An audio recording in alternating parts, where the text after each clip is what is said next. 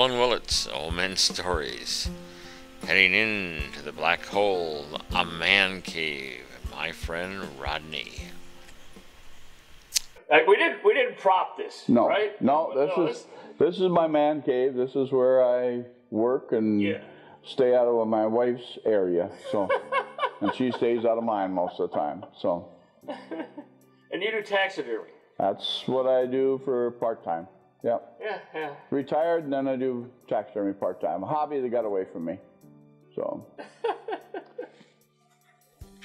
And we're practicing redirection. This is Jeff's thing. So you and I are going to work with this. Yeah, we're trying to figure out how to move one story into another. That's right. So we'll go on. We're at the.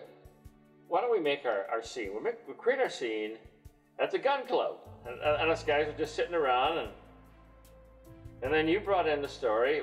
Why did we bring in the? Well, I think what it is, we were talking about different things, and one of the things I've done is in my after I retired from the military, I taught gun training. But one of the things I didn't want to bring up is one of the things that wasn't so smart when I was a kid, and you don't want to bring things in to bring something up to young kids and tell them pretty much how stupid you were when you were younger. And that one of mine was just my dad wouldn't let me use a shotgun. He had a 12 gauge. And I always see the empty shells, and I was only probably, I think, 7th grade, but I was probably old enough to hunt, but I hadn't went through gun training yet. So he didn't want me handling his 12 gauge. I had a BB gun and a few other things, and I could see on his spent shells of his 12 gauge, the round where it hit, or the firing pin where it hit, was about the same size as my BB gun. What mark that would make. So me and my industrious Norwegian thoughts, I took electrical tape and took one of his 12 gauge shells and put the electrical tape and taped the 12 gauge shell on the very end of my BB gun and went hunting squirrels. Well, I hate to say it, but I finally seen a squirrel, and the squirrel was running through the trees, and I took a good aim and I pulled the trigger. Well, about 10 or 15 seconds later, when I could see again, since I had powder burns on my face and my stock of my BB gun was broke, you don't do this more than one time. This is kind of stupid. A 12 gauge shell taped on the end of a BB gun is not something you should do, and if you do it, you only do it once. So I think that's where we got at the turkey, or at the shooting range, about what some of the things we've probably done are over our hunting experiences. So, and like I said, you'll learn real fast. So. Yes. I had a very similar experience. I'll share that at the end, but you were telling about you didn't quite learn. Oh yeah. Well, I hit that shotgun shell, and that made a big explosion. But I guess when we start talking a little bit more about firing pins and primers and different things, well, I was a lot older then. I was 21 at the time. I was in Vietnam, and I wanted to take a 50 caliber shell home with me. So I turned around, and we had a hangar right there on the Pleiku on a base in Vietnam, and we were pretty secure. We had concertina wire and everything around, so we had a hangar that we work on a helicopter. So I was a helicopter mechanic and inspector on them. So I took a 50 caliber shell from one of the machine guns, and I took a pliers and I wrenched it a little bit, and I finally got the bullet off of it. I dumped all the powder out. I said, well, you can't bring live rounds back to the States, so I need to get rid of this primer. I figured it'd probably just make a little pop. So I didn't want to scratch it up too much. I put a little bit of cloth around it and put it in a vice grip in the shop. I couldn't find anything to hit it with, so I finally found a star punch. It looks like an X, small X, and it's on a punch. And I took that and I put the thing right on a primer, and I took a hammer and hit. Again, like when I was younger, I couldn't see for a while, and a bunch of people come running up because the big loud bang that it must have made, they were talking to me, but I couldn't hear them. So needless to say, it was a very large or loud bang. I could see their lips move, I couldn't hear a damn thing. It took me a little while to finally start hearing again, but I realized I almost wrapped my arm around my head, because when I hit that primer, that thing went off, and the shell was still in the vice grip. I had it good enough in there, and I've still got it to this day. I've got that 50 caliber shell with the slug and the little X part on the primer where I can show people. In fact, I showed Roland this, a friend of mine here, just when he come down to my shop here, and I still got that 50. Still got that shell, and needless to say, it's not like a little pop or not like a firecracker. You're hitting a 12 gauge shell or a 50 caliber shell. I'm glad I didn't have a 20 millimeter or something like that. I'd have probably broke my dang arm. So, oh Jesus! Yeah, a lot of things I've done in my childhood weren't very smart, and even I looked like there when I got older. That didn't match up. And I should have known my childhood wasn't very good or wasn't very smart when my dad gave me a story. This will switch into something else here, but I was waiting at the school bus every day. We lived in Minnesota here, and I was down by the bridge. You had to walk about 100 yards down by the bridge, and you stay there, and it's 20 below or 30 below, and I wanted to drive every day. I was about, I suppose, 16 or something. My dad said, no, you're not driving. You wait in the school bus with your sisters, and you sit down there and wait. Well, sometimes the school bus would get in a snowbank, so sometimes you're sitting there for 20, 30 minutes. And being a good 100 or 200 yards from the road, the bus driver didn't like parking down there and honking and waiting for all of us and my 4 sisters to run down to the bus.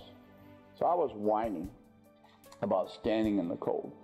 So my dad, this is on a weekend, my dad set me down and gave me a long story, and I'll try to make this as short as possible, but his long story, which lasted probably 30 to 45 minutes, was when he had to turn around and go out to the barn and milk the cows.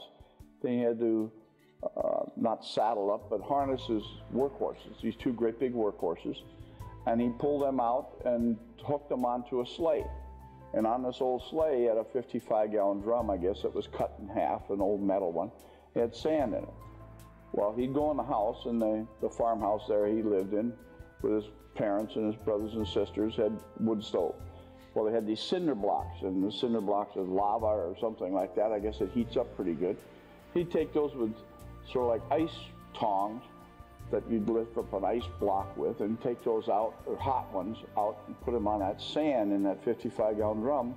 His brothers and sisters would sit on the wagon or the sleigh around them, and then you wrap them up in horse blankets, and he had to go about 2 or 3 miles cross country through the snow with the horses and sleigh to get to the schoolhouse. Since he was one of the older kids that went to that little country school, he had to turn around, get the fire going inside the school with the wood and everything else, and get his brothers and sisters in there, and then hook up the horses, and then take those cinder blocks in. And like I say, this got to be a long story. Turned around, and then he had to do the same thing when he left that afternoon, shut the fire off and take the cinder blocks, take it across, then milk the cows and everything. And he pretty much made his point, I guess he thought he did. He told him and looked me dead in the eye and said, what would you do if you had to do that? Instead of worry about where he's sitting down there, waiting for the school bus to come. I said, I'd do like you did. I'd quit in 8th grade. And needless to say, I wouldn't say he was very happy with me. But I found out that wasn't a very good answer. So my dad was not pleased with me, I guess, with my results. I wasn't trying to be a smart butt or anything, but I guess that's what it sounded like. And after years later, I said, yeah, that's what it sounded like. So yeah, that was one of the things I realized real fast. I wasn't learning too fast. So needless to say, you grow up and you learn, and then hopefully a lot of those stories and that you've remembered also help make you the person you are and make you a little smarter. It took me a while to get that smart, but I realized that there's a lot of things that my family tried to teach me that I was a little slow on learning, but I finally picked it up. So. And then that's just pretty much life in general. So another one, my dad got pissed at, irritated with me.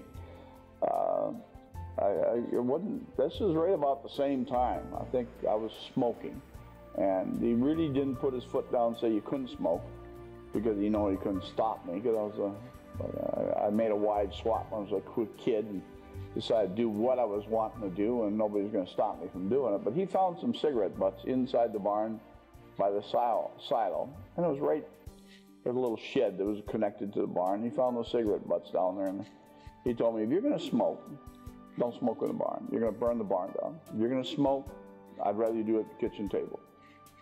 I thought about that for quite a long time. One morning after chores, we're sitting at the kitchen table, and I pulled my pack of cigarettes out and lit up. He really didn't mean that.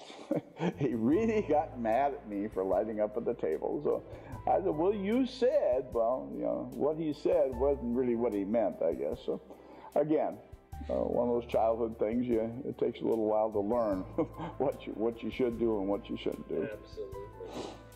So hopefully I've passed some good things on to my kids and my grandkids, and I don't think they've been as slow to learn as me, but we'll see.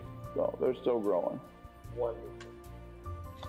And that's about all the stories I've got today. Now, how about you, Roland? You got anything you want to talk about? Oh yeah, I can tell about mine. I can tell about my shell story. Let me switch places with you. Places. Just a second. I'll get my coffee cup here. You want this little speaker system? Thank you for remembering. That's my favorite thing, is to forget that. And hear the voice. Is your zipper okay? My wife isn't here, but we did check the zipper for it before. Okay. We were talking about the shells, and I thought about when I was young. Of course, you have similar things. If you're raised around guns and ammunition, you have some experiences. And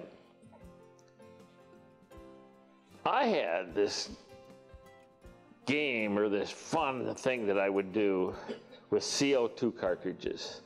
They're these little cartridges, they're about this big, and I think they still use them to push little cars. Well, I found out if you take the end of it and you file it off, and it comes to a ventricle, that you can stuff it in with matches, just match heads, and maybe a little toilet tissue in there, and then when you hit it and when you light that sucker, that thing will sail a good block. I mean, that thing just goes out just like a shell. Man, it was just cool. And then you put little fins on it, and it'd go straight. You could use it. You could sit on a little, like a little rocket holder, and it was great.